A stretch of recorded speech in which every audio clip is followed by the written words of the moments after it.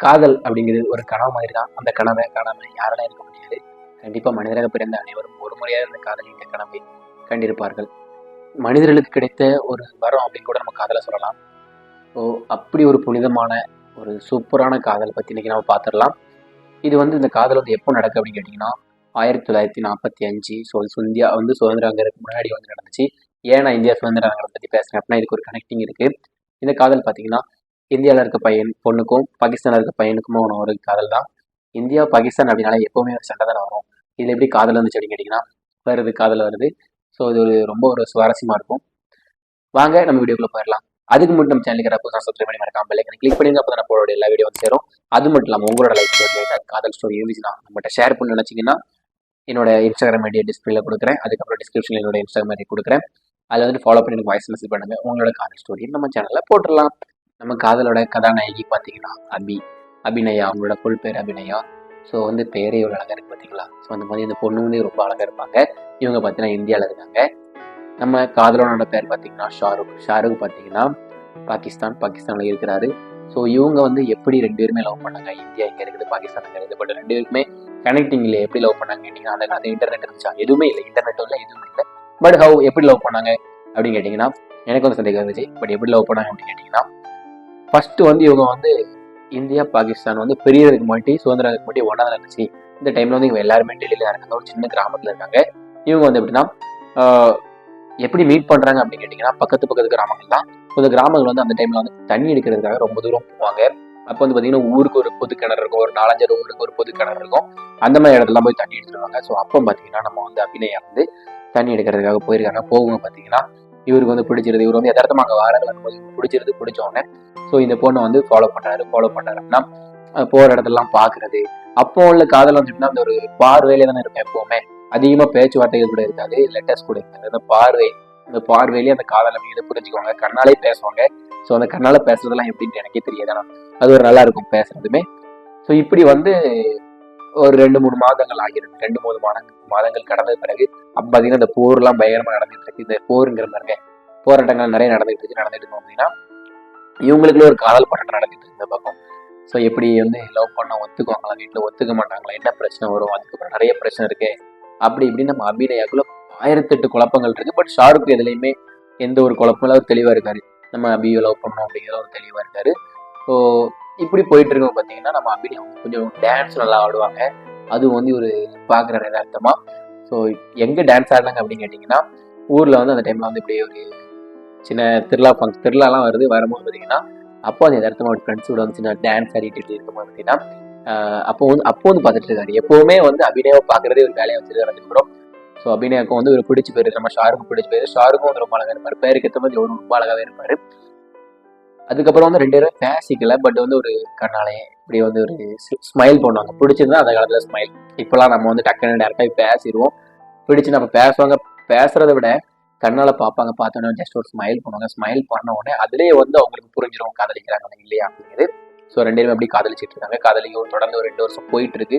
வீட்டில் தெரியல, சக்ஸஸ்ஃபுல்லாக போயிட்டு இருக்கு. ஆனால் வந்து எல்லார் வீட்லேயுமே காதலுக்கு வந்து பார்த்தீங்கன்னா ஃபேமிலி தான் எதிர்பார்க்கும். ஆனால் இந்த ஒரு காதல் ஸ்டோரியில் பார்த்தீங்கன்னா 2 நாடு எதிர்பார்க்குங்க. எஸ், இந்தியா பாகிஸ்தான் தான்.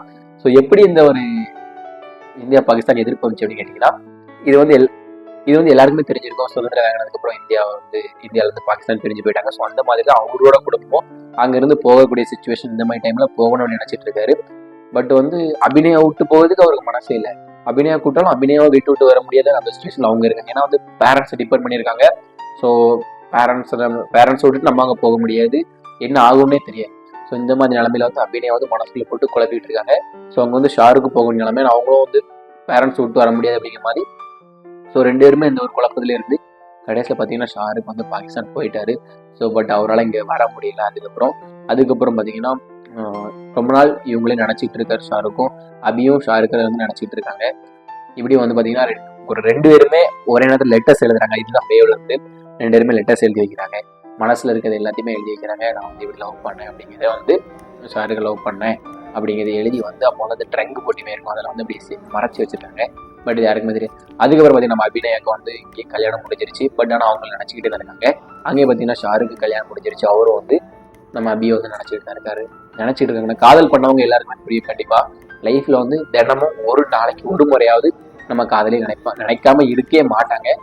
அதே மாதிரி தான் இவங்களும் நினச்சிட்டு இருக்காங்க. என்னதான் வாழ்க்கையில் வந்து நல்ல ஒரு ஃபேமிலி கிடச்சிருந்துச்சு, கல்யாணத்துக்கு பிறகு எல்லாமே நல்லா அமைஞ்சிருந்தாலுமே அந்த காதல் அப்படிங்கிறது வந்து அவங்க மனசுக்குள்ள எப்போவுமே இருந்துக்கிட்டே இருக்குது. ஸோ வந்து இவங்களுக்கு வயசாயிருச்சு. வயசானவுடனே அப்போ வயசான டைமில் வந்து இன்னுமே காதலே தேட தோணுது அதிகமாக. ஸோ நம்ம அபி எப்படி இருக்காரு, நம்ம ஷாருக்கு நினைக்காரு, அபி வந்து ஷாருக்கு நினைக்கிறாங்க. இப்படி வந்து நினைக்கிற டைமில் வந்து எப்படியாவது மீட் பண்ணலாம் அப்படிங்கிறத வந்து இவங்க டிசைட் பண்ணுறாங்க.